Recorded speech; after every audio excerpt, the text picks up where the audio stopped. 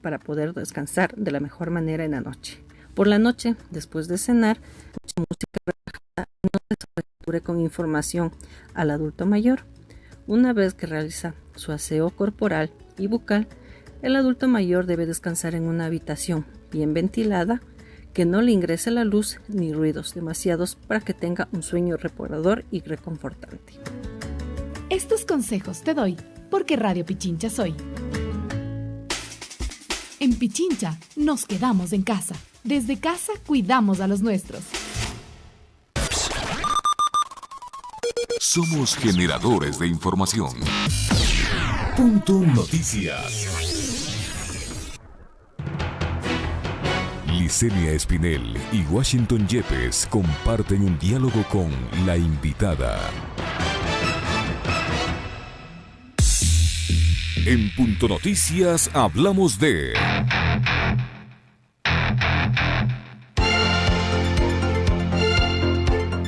El presidente Lenín Moreno anunció que la próxima semana enviará un proyecto de ley a la Asamblea Nacional para defender el empleo y garantizar la vigencia de la dolarización a fin de enfrentar la situación económica que se presentará después de la emergencia sanitaria por el COVID-19 en Ecuador. Sobre los bonos del gobierno, Moreno señaló que 1.425.000 personas reciben un bono en la actualidad. Además, aseguró que más de 21.000 afiliados y jubilados han recibido préstamos quirografarios emergentes entregados por el Banco del Instituto Ecuatoriano de Seguridad Social BIES. Esta categoría de créditos empezó a aplicarse desde el 23 de marzo pasado. Por otro lado, la banca pública anunció que destinará 50 millones para créditos a empresas que facturen entre $84.000 y $1 millón con el fin de apoyarlos durante la crisis sanitaria. Sobre este y otros temas hablaremos con la economista Vilma Salgado.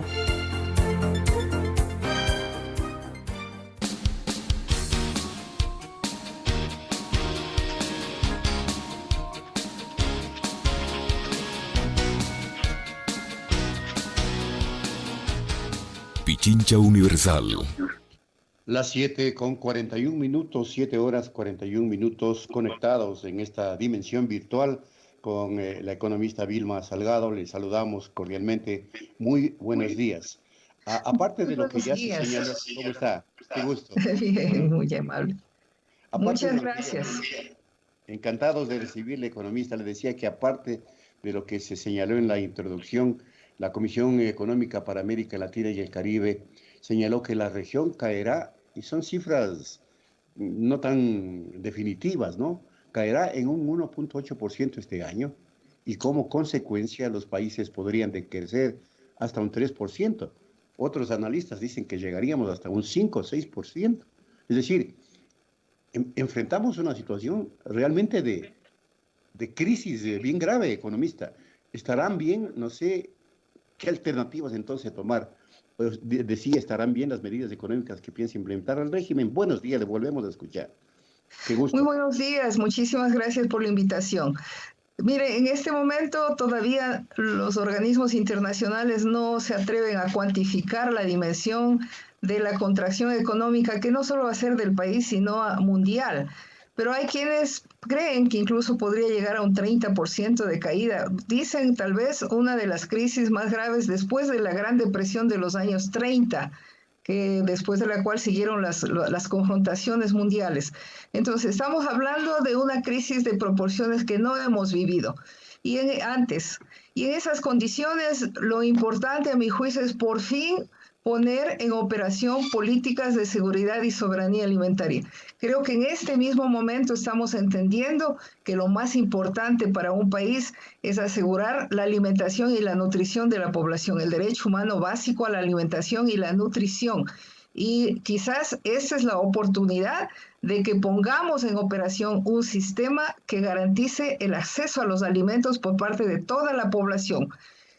Para eso tenemos un instrumento que es muy importante, que es el instrumento de la billetera móvil. Es decir, en este momento tenemos que poner en operación un sistema de crédito, y el sistema de crédito que podemos ponerlo en operación es la billetera móvil. porque definitivamente el sector privado que reclamó la utilización exclusiva de este mecanismo, simplemente ese sistema, de esa tecnología, no lo puso en operación como corresponde.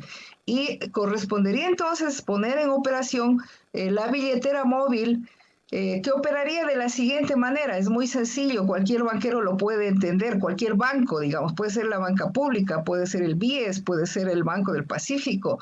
Es simplemente poner unos fondos, crear unos fondos. El Ecuador, el país, está recibiendo ayuda internacional y se está debatiendo a nivel internacional la necesidad de un paquete, incluso se dice de la magnitud del que se instrumentó luego de la Segunda Guerra Mundial, que fue el Plan Marshall.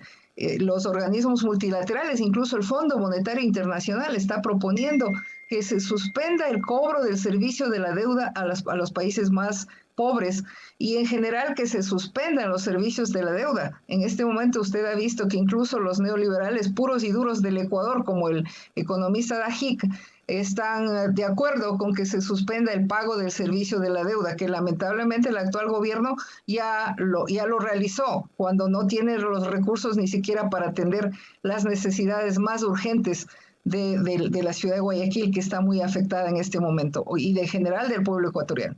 Entonces, definitivamente, una parte de los fondos que recibe crea un fondo con cargo al cual se pone en operación la billetera móvil como un crédito para la seguridad alimentaria, para asegurar la alimentación de la población, con la ventaja que tenemos los ecuatorianos de que nuestros campesinos producen sin ningún apoyo del Estado los alimentos que requerimos. Esta es una enorme diferencia con otros países, como por ejemplo Venezuela, que no produce los alimentos. Perdón. Entonces, esto es muy importante. En este momento hay que apoyar a los campesinos, al fin poner en operación una política de apoyo a los campesinos para que mantengan la producción. Y yo lamento que el toque de queda, por ejemplo, esté interfiriendo con la operación normal de los mercados de productos alimenticios. Leo en las noticias que los agricultores se quejan de que no pueden trasladar sus productos a los mercados y están dejando de sembrar. Cuidado, pongamos atención a esto. Se les dice que tramiten un salvoconducto, pero sabemos que solo el 35% de la población tiene acceso a Internet y seguramente no están ahí la mayoría de campesinos. Los centros estos de operación de Internet, los Cafenet, están prohibidos, están cerrados. Entonces, ¿cómo quieren que tramiten el salvoconducto? Tiene que eliminarse la necesidad de salvoconducto para el transporte de productos alimenticios y en la madrugada es cuando los mercados operan. En la madrugada los campesinos llegan en camionetas alquiladas a vender o en camiones a vender los productos en los mercados mayoristas. Y en ese momento también en las madrugadas es cuando las tiendas, las cadenas de tenderos van al mercado a proveerse de los alimentos que venden en las tiendas, hacen una gran labor de distribución de esa producción. En este momento todo eso por el toque de queda está prácticamente interrumpido, además por esa decisión de que los mercados mayoristas sean solo mayoristas, los minoristas no están pudiendo acceder y esto está produciendo encarecimiento de los productos en las tiendas por falta de abastecimiento por un lado y por el otro lado que los productores, que los agricultores no puedan sacar toda la producción al mercado. Eso tiene que corregirse inmediatamente, que el toque de queda no rija para la operación de los mercados de productos alimenticios y más aún que los señores militares, en lugar de estar vigilando que la gente no salga de las casas, se dediquen a asegurar que las familias tengan alimentos en sus casas. La gente no sale porque quiere, sale porque necesita luchar por su supervivencia. Sale porque requiere alimento, proveerse de alimentos. Sabemos que el mercado laboral precario en el Ecuador hace que cerca del 70% de la población, 65% alrededor de la población económicamente activa, sea informal, es decir, si es que no trabaja cada día, no tiene ingresos. En este momento no tienen ingresos y en consecuencia Esa es la razón por la que la población sale a buscar la forma de proveerse de algún recurso para tener los alimentos. No es suficiente con las canastas solidarias. Qué bueno que se estén entregando canastas solidarias, pero necesitamos armar un sistema de seguridad alimentaria. Necesitamos pensar en que definitivamente esta es la oportunidad de que entendamos de una vez por todas que lo más importante para la población y la más importante política económica de un gobierno es la política de garantizar el acceso a los alimentos por parte de todos los ecuatorianos. Y tenemos la producción de alimentos, no la detengamos, no la interrumpamos, más bien fomentémosla, trabajemos con los gobiernos locales, con las organizaciones no gubernamentales que ya conocen el funcionamiento de los mercados para que garantizar que los productores sigan produciendo y que esos alimentos lleguen a la población mediante un sistema de crédito con alguna garantía estatal para que luego se puedan recuperar esos recursos con la billetera móvil. Economista Salgado, buenos días. Le saluda Licenia Espinel. Hace unos días el gobierno decidió, como usted lo mencionó, pagar capital de los bonos 2020. Sin embargo, hace un par de días el Ministerio de Finanzas anunció que va a solicitar el diferimiento del pago de intereses de los bonos de deuda externa desde el 2022 hasta el 2030. Si se revisa las condiciones para solicitar ese consentimiento, que están subidas y se las puede revisar, están en inglés, pero se las puede revisar en el portal Informe Ecuador, ahí se establece que para conseguir o se ofrece para hacer el uso de ese consentimiento, el gobierno a través del Ministerio de Finanzas anuncia el uso de un periodo de gracia por el que el país terminaría pagando alrededor de 30 millones de dólares. El gobierno dice que con esta operación conseguiría un alivio de 811 millones de dólares en forma rápida. Sin embargo, si se concede este diferimiento, digamos, el país igual va a terminar pagando interés sobre interés. ¿En qué parte del mundo un periodo de gracia implica una tarifa o un pago de interés sobre interés de los bonos? Mire, eso es una barbaridad. Creo que en las condiciones actuales el mundo entero está consciente de que es imposible que se exija a los países cumplir con las obligaciones de la deuda externa. Ventajosamente es un problema mundial y en ese sentido se están haciendo planteamientos a nivel internacional que buscan que definitivamente se dé un tratamiento alternativo a toda la deuda pública externa. Yo quiero recordar que el abogado León Roldós escribió un artículo y denunció el fenómeno que sucedió en este último momento de que se pagó el servicio de la deuda externa de los bonos 2020, en que la cotización de esos papeles en el mercado secundario estaba en alrededor del 30% del valor nominal. Y cuando el Ecuador anuncia que empieza a provisionar, es decir, a poner de lado recursos para pagar ese servicio de la deuda, estos papeles, sí, la cotización de estos papeles en el mercado secundario empieza a subir hasta que cuando el Ecuador paga ya estaban sobre el 90%. Alguien, seguramente los tenedores locales de esos papeles, que habría que, ojalá se investigue y se sepa quiénes son, quiénes obtuvieron triplicaron su inversión en unos cuantos días después de que el ministro de Finanzas empezó a provisionar, es decir, a poner de lado los recursos para cumplir con este pago de la deuda.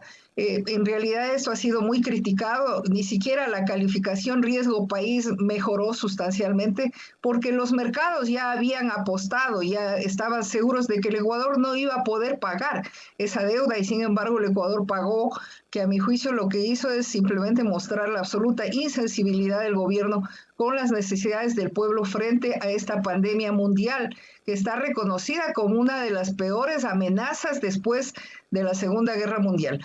En consecuencia, la política sobre la deuda ha sido absolutamente inadecuada por parte del actual gobierno, ha mostrado una insensibilidad total frente a las necesidades del pueblo ecuatoriano y en adelante, pues esperemos que por lo menos se rijan por las condiciones que se están planteando a nivel internacional, es decir, que de una vez por todas nos unamos con otros deudores y tengamos una política general como la que ya están planteando los países acreedores. Curiosamente, una vez más, son los acreedores que parecen tener más sensibilidad frente a los pueblos que los propios gobernantes de estos pueblos. Eso es una cosa vergonzosa. ¿Por qué? ¿A qué se debe esto? esto a que los tenedores de papeles de la deuda están aquí adentro y como se demostró cuando se realizó la auditoría de la deuda externa, se demostró que los tenedores de papeles estaban vinculados a la banca y a los grupos económicos que hasta ahora lo que han recibido por parte de este gobierno son grandes beneficios. No nos olvidemos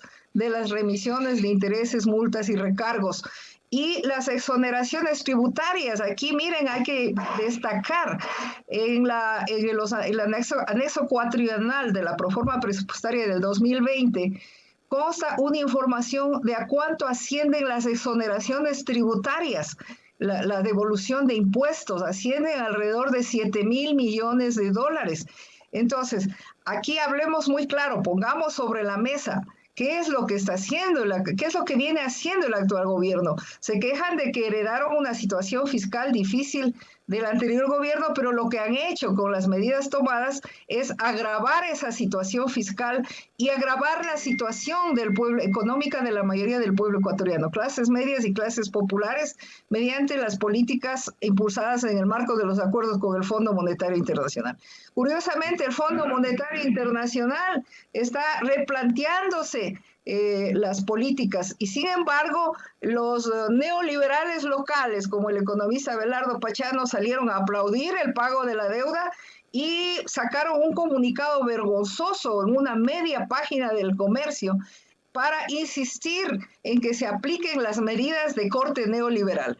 Realmente lo que se muestra es que no tienen ninguna sensibilidad, no les importa la suerte del pueblo ecuatoriano. Pero en este momento las organizaciones sociales, las organizaciones de trabajadores, los gobiernos locales y el pueblo en general tenemos que exigir un replanteamiento de la política económica, suspender el pago del servicio de la deuda como hasta el doctor Osvaldo Hurtado ya lo plantea, y esos recursos conformar, a mi juicio, un fondo para que con cargo a esos fondos se ponga en operación un sistema de crédito más amplio para que se llegue con los alimentos a toda la población. Alimentación para toda la población es la única manera de que la población permanezca dentro de casa, porque nadie se va a dejar morir del hambre sin acceso a la alimentación por más orden superior que exista. Dejémonos de mirar solo en forma políticas de tipo represivo, de que poner multas, sí, ¿cómo van a usar tapabocas si no lo tienen? Entonces tienen primero que entregar los tapabocas y luego exigir que cumplan con esta obligación. Pero si no hay tapabocas en las farmacias, ¿de dónde se sacan el tapaboca? Entonces tiene que haber coherencia en las políticas económicas y sobre todo aprovechar esta oportunidad para de una vez por todas poner en operación una política de seguridad y soberanía alimentaria como una prioridad nacional, que siempre fue, porque es vergonzoso que un país con la capacidad productiva del Ecuador en el campo de la agricultura, con los campesinos que siempre están ahí para trabajar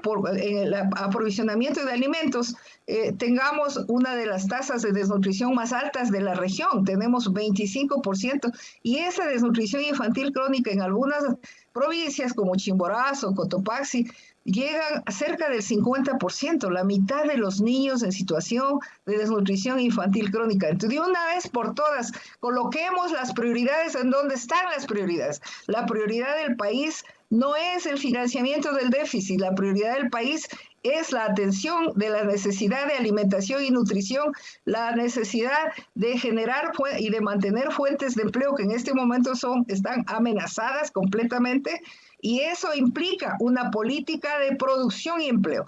Finalmente tenemos que trabajar por el empleo y la precariedad del mercado laboral con un 65% de la población en condición laboral precaria, en condición de subempleo, que lucha cada día por su supervivencia. Ese es el problema de fondo de la pobreza en el Ecuador. En consecuencia, pongamos las prioridades en donde tienen que estar las prioridades, que son la alimentación y la nutrición, la salud del pueblo ecuatoriano, que la prevención de la salud para evitar la enfermedad es precisamente poner atención en la alimentación y la nutrición, que en este momento no están y nunca han sido atendidas como corresponde. Y claro, sí, economista, es que lo que usted dice me deja a mí pensando de que en el régimen está haciendo falta un golpe de timón. Porque para hacer todo lo que usted señala, primero se requiere de voluntad y legitimidad política. Y eso no hay en el régimen.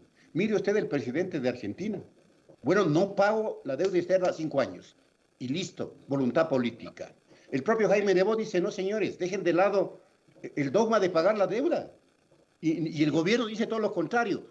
Hasta agosto les vamos a pedir plazo para pagar 811 millones, cuando apenas, yo creo que ni siquiera apenas, no vamos a salir todavía de la crisis sanitaria en agosto, pero ya piensa en pagar 811 millones. Es decir, no hay voluntad política, hay una ortodoxia enfermiza, un fundamentalismo enfermizo.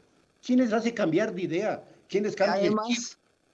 Además, esto de anunciar, de preanunciar que se va a cumplir, tiene unos efectos en la cotización de esos papeles en el mercado secundario, y esto precisamente es lo que hace sospechar, como lo denunció el abogado León Roldós, que alguien se benefició, algunos tenedores de papeles hicieron una pingües ganancias con esta política de preanunciar que se va a pagar o de poner recursos de lado para pagar la deuda, y eso sube el precio en los mercados secundarios. Entonces, de una vez por todas, debemos exigir además transparencia, que el gobierno transparente. ¿A quiénes es que está sirviendo? Bueno, el gobierno actual definitivamente desde el inicio está sirviendo a los grandes grupos económicos, sobre todo transnacionales, porque las grandes beneficiarias de las remisiones de intereses, multas y recargos fueron las compañías petroleras, que son extranjeras, las telefónicas, que ahora aparecen con una caridad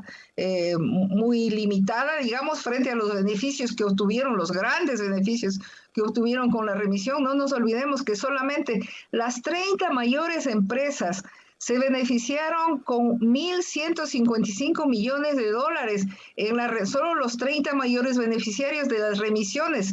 Y el gobierno no ha transparentado a indicarnos qué pasó, porque tenía que cobrar el SDI 4.295 millones de dólares y solamente recuperó alrededor de 1.800 millones. Hay unos 3.000 millones ahí que no se ha explicado quiénes fueron los grandes beneficiarios. Luego, los beneficiarios de las grandes exoneraciones tributarias, la cadena de gente, pues sobre todo grupos de poder, yendo a hablar con el presidente para que también les incluya en la exoneración tributaria. Bueno, ¿cómo es que concede grandes exoneraciones tributarias al punto de que llevamos a la cifra de 7.000 millones de dólares expuesta por el propio Servicio de Rentas Internas en la programación cuatrianual de la proforma presupuestaria del 2020? Estamos hablando de exoneraciones por 7.000 millones de dólares, y se requiere en este momento que esa política sea revisada. Esa política sea revisada, así como deben ser revisadas también la política de tasas de interés. Fíjense que en todas partes del mundo en este momento se están rebajando las tasas de interés, pero en el Ecuador, con tasas del 30.5 para el microcrédito, esa junta de política que finalmente obedece a órdenes del gobierno central, es decir, del presidente Moreno y el Poder Ejecutivo, no se pronuncia sobre esa tasa de interés. Cada año el sistema financiero extrae del conjunto de la economía por el 1% de interés 420 millones de dólares. Y muchísimas gracias.